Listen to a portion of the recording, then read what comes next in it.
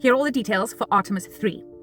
Artemis III is planned as a crewed test mission in low Earth orbit, which basically means astronauts will launch into space, but they are staying around Earth, not landing on the moon. They're going to test one of the most important parts of a future moon landing, which is the lunar module rendezvous. Orion, the spacecraft carrying the astronauts, takes them into space and brings them home.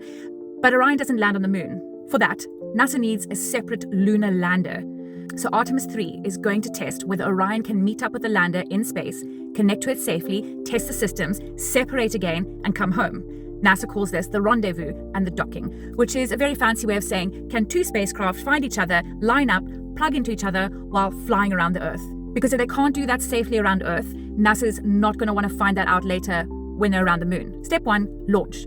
The crew launches from Earth inside Orion, which sits on top of the SLS rocket. Step 2, Earth orbit. Once Orion is in space, it stays in orbit around the Earth. They're staying close enough to Earth to test the system before using it much further away. Step 3, meet the lander. Somewhere in orbit, Orion has to find and line up with a commercial lunar lander. This is the rendezvous. And it sounds simple, but both spacecraft are moving incredibly fast. Orion has to approach carefully from the right direction at the right speed without turning the whole thing into an extremely expensive bumper car situation. Step 4, dock. This is where Orion and the lander physically connect. The docking ports have to line up, the connection has to lock, the seal has to hold. And that matters because on a future moon landing mission, astronauts would need to move from Orion into the lander through that connection. So NASA is checking the space plug actually fits the space socket. Step 5, test everything. Once the spacecraft has docked, NASA can test how they work together. Life support, communications, navigations, power, systems, etc. All the stuff that keeps people alive and stops mission control from having heart failure.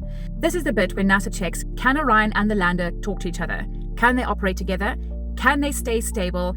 Can the crew be supported safely? Can the systems behave the way they're supposed to? Because before anyone goes to the moon in a lander, NASA needs to know the lander and Orion can work properly together. Step 6, come home. After the tests, Orion will unlock from the lander, and then Orion will bring the crew back to Earth.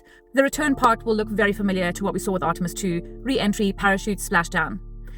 And that's Artemis III. Launch, orbit Earth, meet the lander, dock, test everything, undock, come home.